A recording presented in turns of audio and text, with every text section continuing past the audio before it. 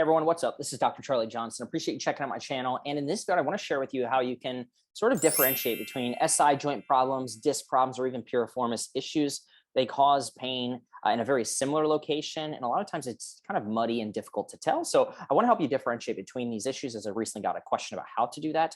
And so to do that, I've created a detailed step-by-step flowchart that sort of lets you inside my brain and lets you see sort of how I think when somebody presents to me with these issues. So my hope in sharing this flowchart is that you can follow along, get some clarity about what could be causing your issue without needing, x-rays, MRIs, other tests, and/or visits with specialists. Okay, so if you're new to my channel, I'd also recommend you check out my expanded version of this flowchart, even more detailed than what I'm going to share with you today. It's called Better Than an MRI DIY Diagnostic Guide. You can download that above and/or in the comments below. And I pretty much share everything I know about diagnosing these very mysterious problems in that flowchart. So make sure that you check that out. Also, if you enjoy what you're learning today and you want a copy of the flowchart that I'm about to share, please check out, again, either by clicking here and/or in the comments below or the description, my free Facebook group. I call it my DIY Diagnostic Network for those people with unresolved back, butt, or sciatica problems. So if that's you and you want a copy of this flowchart, please go ahead, click that link, answer a few basic questions, and I will approve you into the group. So look forward to seeing you inside there. Now let's dive into it. This is a helicopter view of the flowchart we're going to review today. So buckle up, take a seat, find some comfort, because we're going to walk through this step by step, again, to help you differentiate between SI, disc, and/or piriformis problems. All right, so let's take it from the top. So first things first, just recognize if you have a back or SI joint problem, there's a very quick way to sort of rule it in, or at least kind of get you in the wheelhouse of answering the question, hey, is this a back problem or an SI joint problem? Well, if it is one of these issues, it almost always hurts to move your back. So what I want you to do is I want you to try to move your back in the directions below that I'm going to show you to see if they reproduce your pain. So you can see here, there's a couple motions that move your body forwards, as well as some that move it left and right, sideways, and then some motions that test the backward planes of your body. So what I would do if I were you, and please, by the way, like if any of these things are going to send you into terrible pain and/or you're restricted in your ability to do these things for whatever reason, right? Then please don't do them. But ideally, we can sort of, test the different motions of the back to see if we can reproduce your symptoms. So what I would do is I would take a seat and I would test this one first. So go ahead and slowly, gently bend forward as if you're trying to touch or palm the floor. And you want to see, does that reproduce your pain, numbness, tingling, or symptoms, wherever they are? After you come back on up, go ahead and move your body or your trunk over top, bend forward over top of your left knee. If you want, you can take your hands, put it on your left knee. This way you can kind of support yourself as you go down and push yourself back on up. Then go ahead and go over the right knee. So test straight forward, over to the left and over to the right. Now let's stand on up and let's go the opposite direction. So go straight back, put your hands on your hips, feet shoulder width apart for balance, go straight back as much as you can tolerate. And again, you're asking yourself, does this reproduce my back, butt, or leg pain? Now what I want you to do is I want you to stand. We're going to go back to the left. I want you to twist your trunk to the left first and then bend straight back. So you're going to rotate first left and then extend straight back. And now what I want you to do is twist to the right and bend back as far as you can. So we've tested straight back, kind of rotated and bent back to the right, and then rotated and bent back to the left. And now you're neutral. Again, hands or feet shoulder width apart just for balance. Hands on the hips. Go ahead and just bend to the right. So right standing side bend, and then bend to the left. So you can see how this sort of moves the body forward, backwards, right, and left, as well as some in-between directions there, and helps us really get an idea of like how moving the back changes your symptoms. Maybe it does, maybe it doesn't. But here's the takeaway. If moving your back does not reproduce your pain, then chances are very high that it's not a back problem. It's also very high that it's not an SI joint problem. So if you're like, okay, Charlie, I moved my back and there's really no problems there, then again, check out my Better Than an MRI DIY Diagnostic Guide, because chances are that it's not a problem here and you maybe need to look into something else. If you're still confused and/or if you're still unsure, then you can retest them if you want to see, or you can just keep reading. All right. So if you're someone who moves their back and maybe you don't even have any back pain, but it causes some type of problem in your butt or your leg, then keep following along, because chances are it might be one of these things. So just keep watching. All right. The first and most common issue or cause of back pain is without about disc problems. Okay, and there's many different types of disc herniation. Stick around to the end of the video because I'm actually going to share with you a type of disc problem that completely goes against what most people think of when they think of disc issues. Okay, so really funky stuff here. Stick around. We're going to talk about a couple different types of disc issues. But first things first, right? Just ask yourself, do you have any back pain located at or above the belt line? And if you do, right, then it's probably a back problem. And there can be many things that cause back issues, but again, disc problems are very common, right? And so I want to start up here, and I want you to ask yourself, do you have back pain and leg pain, numbness or tingling that travels down the leg below the level of the knee into the calf, shin, or even foot? We call this radiating pain. This points to there probably being some type of nerve irritation. This is not as common. Only about 10% of people experience this, but generally if it's below the level of the knee into the foot, it's usually sharp, shooting, burning, and fairly severe. And so you want to confirm if this is a nerve problem by doing this straight leg raise test. So you take your painful leg, do this very slowly. There should be no question about whether or not this is positive or causes a problem or not. Okay, so go ahead and do this on your painful side.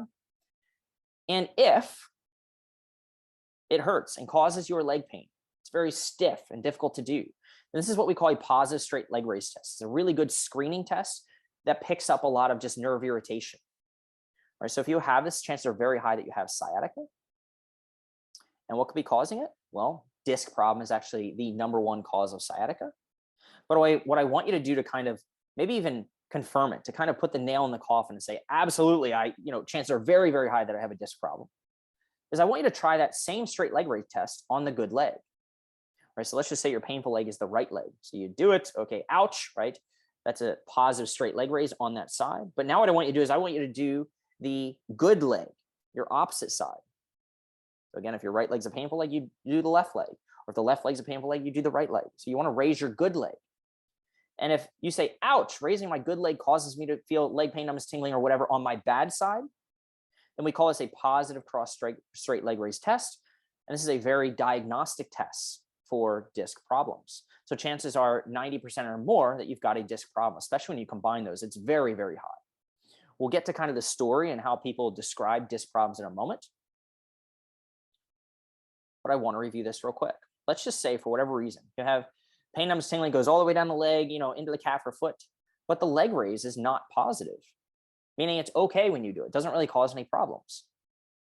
Then it seems still, because of how far the symptoms go down the leg, you have some type of nerve irritation, right? But the only other thing that could do that, there are things beyond this, but the most common diagnostic thing as far as problems with the muscles, the bones of the joint, would be something called spinal stenosis. And we've sort of come up with an algorithm or sort of a cluster of findings that might indicate this. So I don't want to spend too much time on this, but just recognize that disc herniations generally occur for younger. So perhaps you have this leg numbness in the leg, but your leg raise is normal. Or are you a little bit older than 50? Do you have leg pain that's worse than back pain? Do you have leg pain, numbness, tingling that's increased when standing and walking? Do you feel much better when you're sitting, bending, or walking forward? We call this a shopping cart sign. Maybe you go to the store and you feel symptoms in your leg, but when you bend forward, it feels much better. And do you have symptoms in both legs? And this can kind of point to what type of spinal stenosis you might have if you said yes to many of those things. With that being said, if you're watching this video, then you probably fit in the vast majority of folks, and most folks who have these types of symptoms going all the way down the leg, below the level of knee into the calf, shin, or foot, will have a positive straight leg raise, which indicates some type of sciatic nerve irritation or sciatica. You may or may not have a cross straight leg raise. It's not necessarily needed to diagnose a disc herniation, but if you have both, chances are very, very high it's a disc problem. All right, so now let's just review sort of the story, right? Who it affects and sort of the symptoms, all right? So again, younger folks, there's higher volume within the disc of folks who are younger. Generally, the pain is central lower back pain. It may shift from side to side. Maybe it starts center in the low back, and then maybe it goes to the right or it goes off to the left slightly. Pain is generally worse first thing in the morning because disc pressure is highest in the morning. There's often trouble straightening or standing up after you've been in a seated position. Maybe it was a long car ride or something like that, and you go to stand up and it's like, ugh, right? That type of thing. Pain is often worse while sitting, driving, bending, lifting, twisting. Coughing or sneezing also increases pressure within the disc.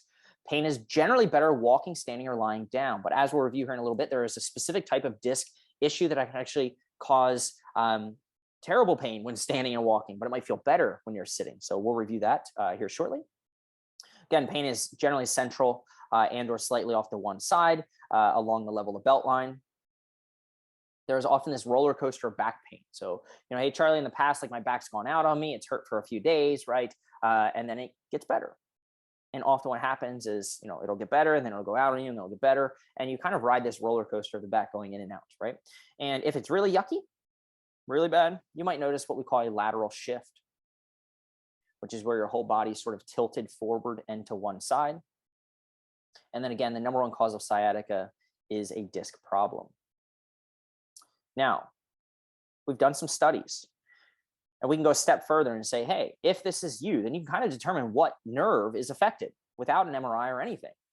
And so these are actual drawings taken from a study of people where we've sort of irritated the nerve at certain levels, all right? And if you impact the L3 nerve, by the way, L3 is not commonly affected by the discs in the low back, meaning there are sort of many nerves in the low back, but the most common levels of disc herniations are L4 and L5. So higher lumbar, L, that's what that stands for. Higher lumbar disc problems or nerve problems are not very common.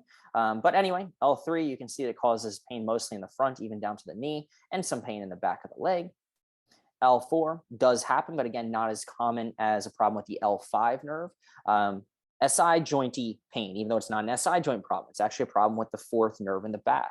Buttock pain goes down the back of the leg, and you can see definitely some thigh pain in front of the leg pain, groin pain even, right? L5, if you have a problem with the L5 nerve, then you will have pain a little bit in the front of the leg, but mostly you can see in the back of the leg and the side of the leg. And if there's a problem with the S1 nerve, then it's almost exclusively in the back butt, and the calf, and or even in the heels, where most people describe these issues. All right, so that helps you give an idea, because each nerve sort of controls a certain area of real estate, if you will, as far as sensation and just feeling. So depending on where you feel your symptoms, you can see there's a lot of overlap here. So it's not super helpful, but the higher lower back nerves, lumbar nerve roots, cause pain more towards the front of the leg.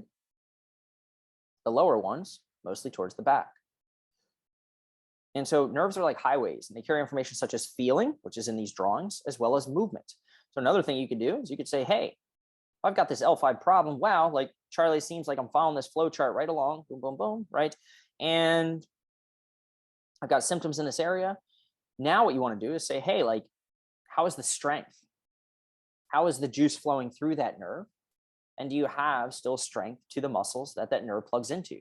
So to test the L5 nerve, it's very simple. You can just perform heel walk. So go ahead and kind of march on your heels. You do that, or are you not able to pick on these toes? If so, points to a problem with the L5 nerve.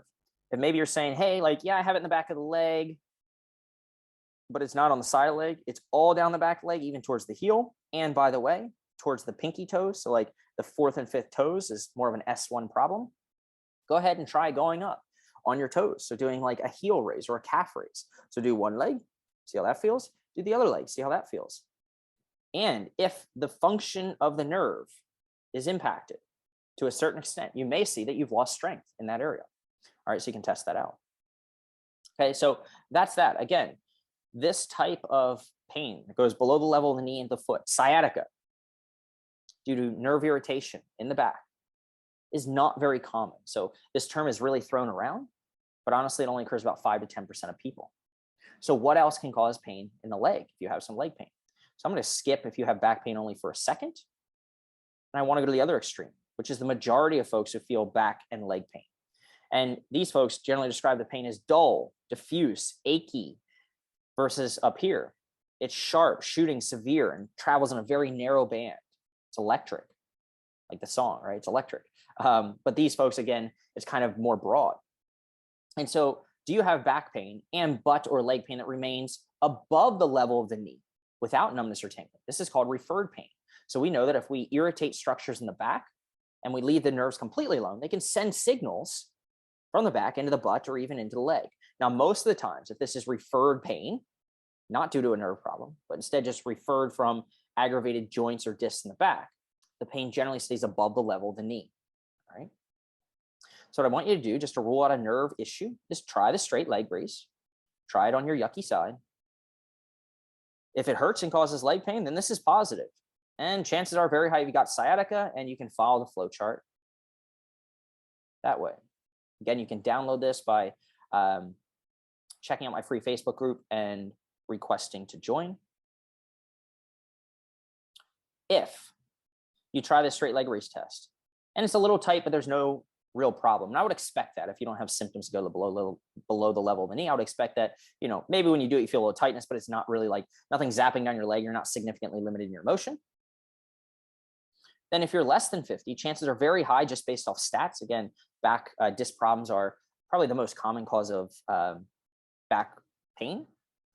And so chances are very high as herniated disc. So then ask yourself, hey, do I match these criteria? Does this story resonate with me? If so, disc problem. If you're older than 50, then chances are less probable that it's a disc issue. And instead, maybe we're thinking spinal stenosis or degenerative disc disease, DDD, or degenerative joint disease, or maybe a problem with the joints in the lower back. We call these facet or Z joints. All right, I'll create another video on that. Now, if you have back pain only, I want to revisit this, and you have no leg pain, no butt pain, no leg pain, numbness, tingling, nothing like that, then you don't have sciatica. You just have local pain, just referred pain. And for whatever reason, it hasn't gone to the butt or anything like that. Whatever you've done has just stayed locally, again, sort of on that belt line. And so chances are very high that if you're less than 50, it's a disc issue. If you're greater than 50, it might be one of these things. All right.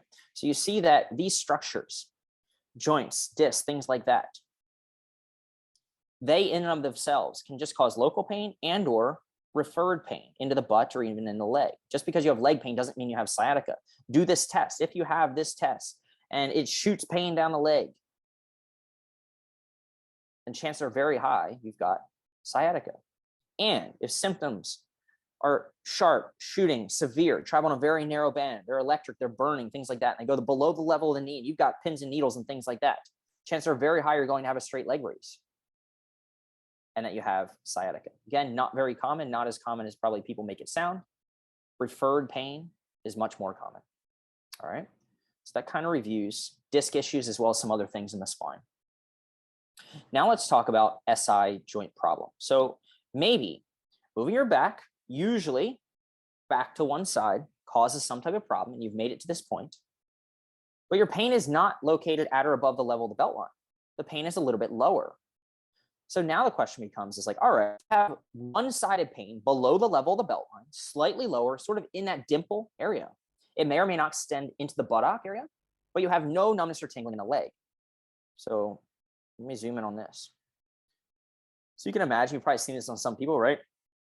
People are wearing some low rider pants or something like that, or even look in a mirror, right? You might see two little dimple areas. If you put your finger there, kind of right on that dimple area, it's often painful. And this is the location of pain for people who have SI joint problems. It may or may not refer into the leg. It very rarely goes below the level of the knee. And it's usually, again, one-sided. So you move the back, it causes a problem, but you don't have back pain. It's a little bit lower and to one side in this dimple area.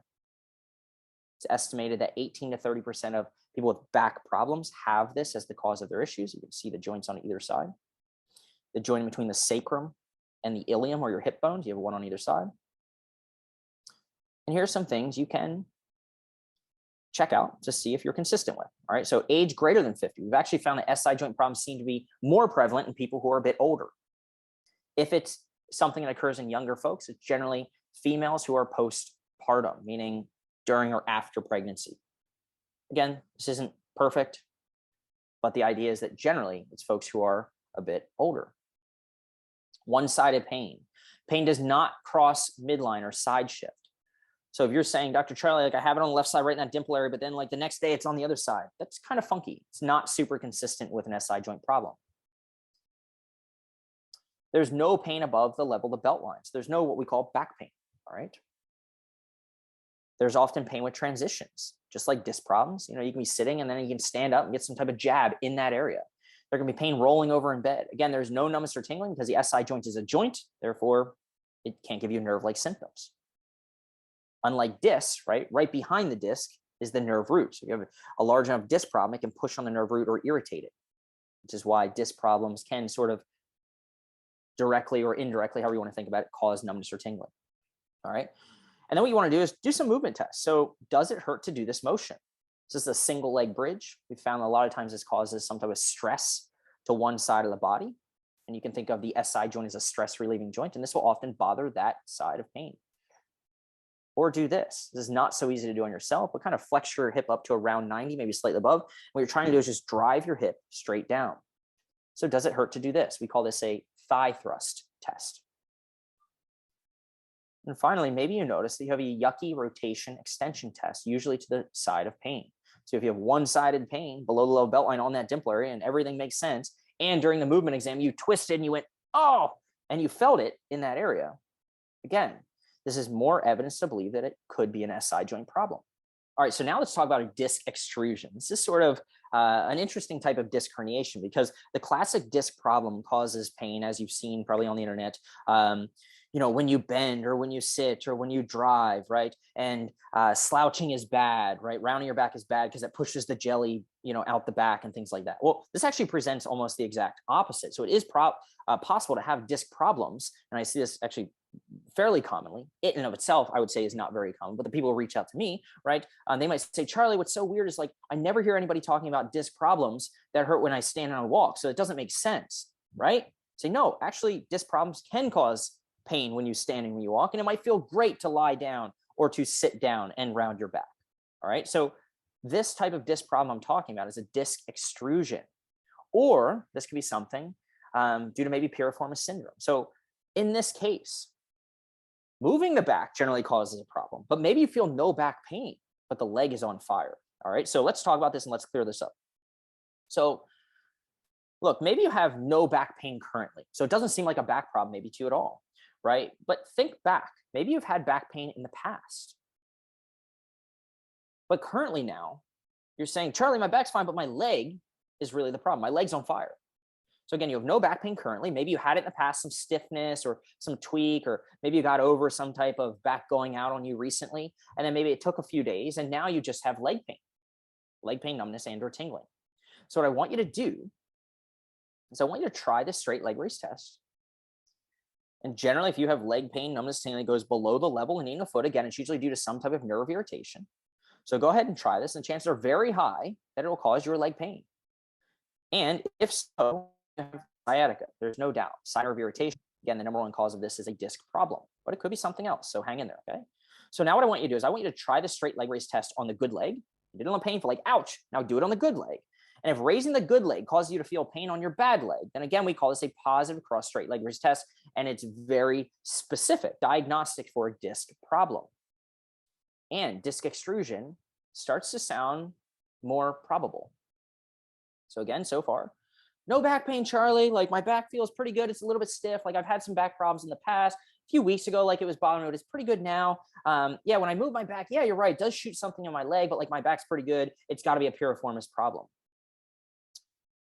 Do the leg raise, ouch, right? Maybe or maybe not, you have this cross straight leg raise, but let's talk about disc extrusions. We'll get to Piriformis Syndrome in a moment. So is your pain worse when walking or standing, when being upright? Doesn't sound like a disc problem because, Charlie, that's not what I've been told disc problems present like. No, it's possible. And if so, it might be a disc extrusion. Pain might be better, sitting, reclining, or lying down. You just have to offload things. It might feel better when you slouch or when you round your back, actually. There might be little to no back pain, but it's primarily leg pain. So leg pain is going to be much worse than the back pain. You might not even have any back pain at all. That might have worn off, all right? And again, this is due to sciatica. You may be shifted or crooked if this is a case. And then when you think about which nerve is affected, we can kind of go back to these drawings.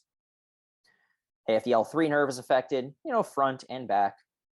L4, kind of groin, front of the thigh, maybe down to the knee, mostly front of the leg, a little bit of the back of the leg too. L5, predominantly in the back.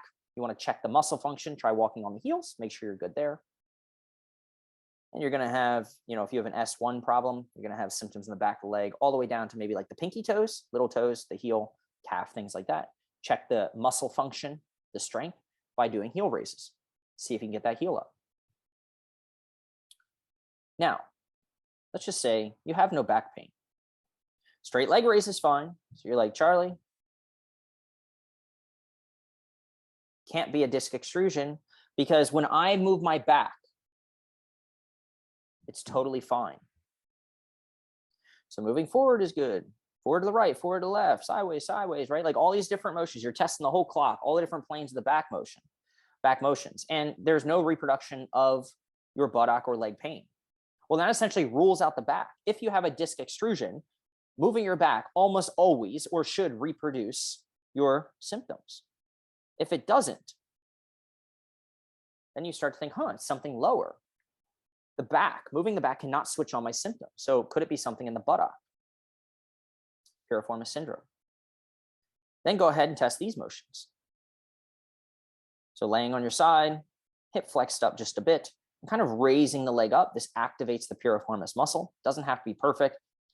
Doing so will, again, contract the piriformis muscle. And if the piriformis is a problem, generally causes pain.